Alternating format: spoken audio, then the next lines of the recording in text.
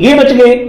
सरकार ने एक ही लाइन में ये बता दिया कि ये जो सामान्य वर्ग के छात्र हैं वो शुरू से ही उदंड हैं, शरारती हैं, अपराधी हैं। समिति में मेंबर जो दिए गए हैं उनमें कोई भी स्वर्ण जाति का मेंबर नहीं है। ये यूजीसी का अर्थ है यूनिवर्सिटी ग्रांट कमीशन, विश्वविद्यालय अनुदान आयोग, केंद्र सरकार के अधीन है ये। इस आयोग के माध्यम से पूरे भारत की जितनी भी यूनिवर्सिटीज हैं, जितने भी विश्वविद्यालय हैं, उन सभी को सुचारू रूप से चलाने के लिए ग्रांट दिया जाता है, आर्थिक मदद की जाती है। और उन विश्वविद्यालयों में उन्हें संस्थानों में जो उच्च शिक्षण प्रदान करते हैं वहाँ हमारे प्रदेश के, हमारे देश के विभिन्न वर्गों के छात्र पढ़ने के लिए जाते हैं। सरकार पहले जो इस समाज को धर्म के आधार पर बांटती रही, अब जब वो उनका चारा नहीं चला तो हमारे जो नौनिहाल, हमारे जो युवा साथी इन्हें संस्थान में पढ़ने के लिए जाते हैं, उनके अंदर भी फूट डालने का काम किया है। ये कानून क्या है? इन उच्च शिक्षण संस्थानों में जो भी युवा साथी या हमारी बहन बेटियां पढ़ने के लिए जाती हैं उनमें एक दरार पैदा कर दी गई। SC, ST, OBC इन बच्चों को अगर कोई जातिगत आधार पर प्रताड़ित करेगा उसके खिलाफ कार्रवाई होगी। कौन बच गया? स्वर्ण जाति का, ब्राह्मण, बनिया, ठाकुर, ये बच गए। सरकार ने एक ही लाइन में ये बता दिया कि ये जो सामान्य वर्ग के छात्र हैं वो शुरू से ही उदंड हैं, शरारती हैं, अपराधी हैं। दूसरा, तुरंत इसके एप्लीकेशन जो दी जाएगी उस छात्र के द्वारा यूनिवर्सिटी के एक समिति को, वो समिति है समता कानून बोलते हैं इसको हम, समता कानून की समिति बनाई है यूजीसी ने। उस समता समिति में मेंबर जो दिए गए हैं उनमें कोई भी स्वर्ण जाति का मेंबर नहीं है। ये दूसरा पॉइंट है, आपत्ति का है। पहला भी आपत्तिजनक है। प्रथम दृष्टया ही यूजीसी ने स्वर्ण जाति के नौजवानों को एक उदंड मान लिया, उनको सीधा सीधा आरोपित कर दिया कि यूनिवर्सिटी में या किसी भी संस्थान में किसी भी प्रकार का दंगा स्वर्ण जाति के बच्चे करते हैं, नौजवान करते हैं। हम इसकी भी कड़े शब्दों में निंदा करते हैं। दूसरा, कोई भी सामान्य वर्ग का इसमें शामिल न करना समिति में, जो निर्णायक समिति है। तीसरा,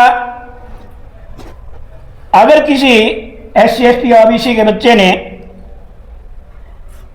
वैभाव की दृष्टि से सामान्य वर्ग किसी भी छात्र के प्रति कोई शिकायत दर्ज करा दी, वो कहीं आगे एप्लीकेशन नहीं दे सकता।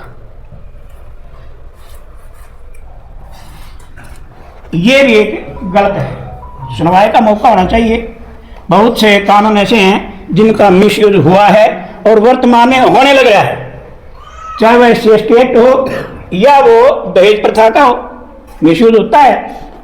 हम ये नहीं कहते कतई कि मिसयूज होता तो कानून मत बनाइए।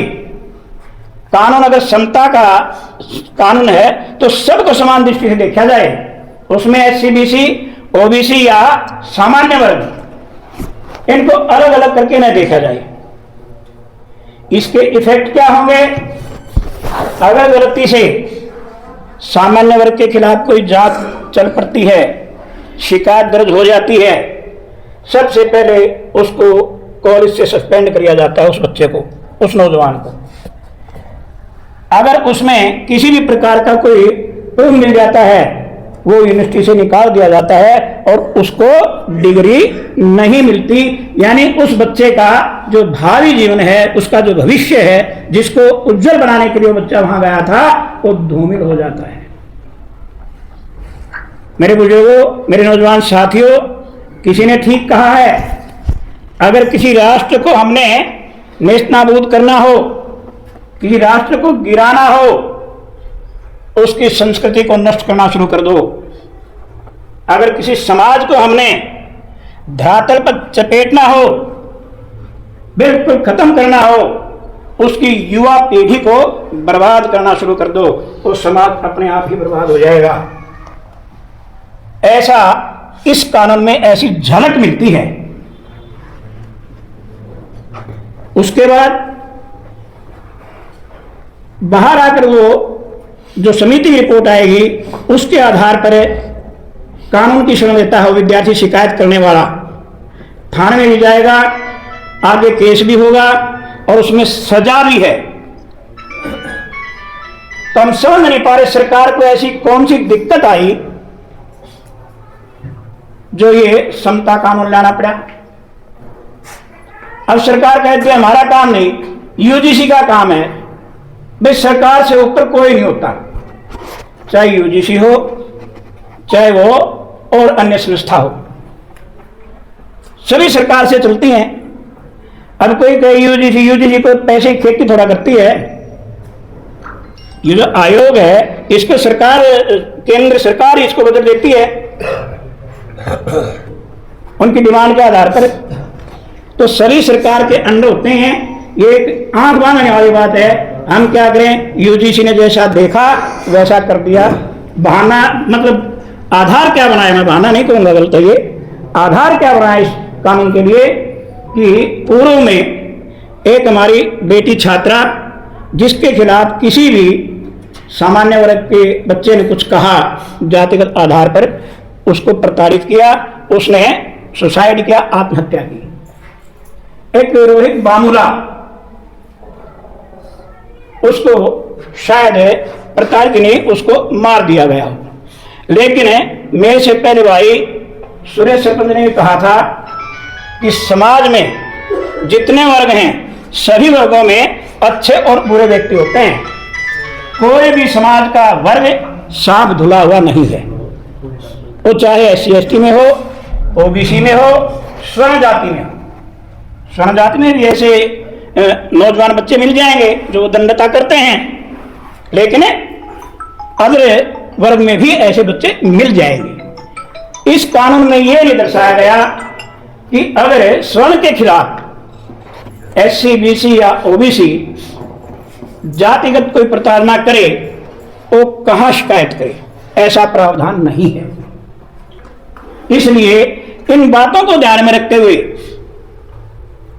आज हरियाणा में ही नहीं, पूरे भारतवर्ष में यूजीसी के इस समता कानून के खिलाफ विरोध जारी है, ज्ञापन जारी हैं और सभी कड़े निंदा में इसकी भर्त्सना करते हैं, निंदा करते हैं।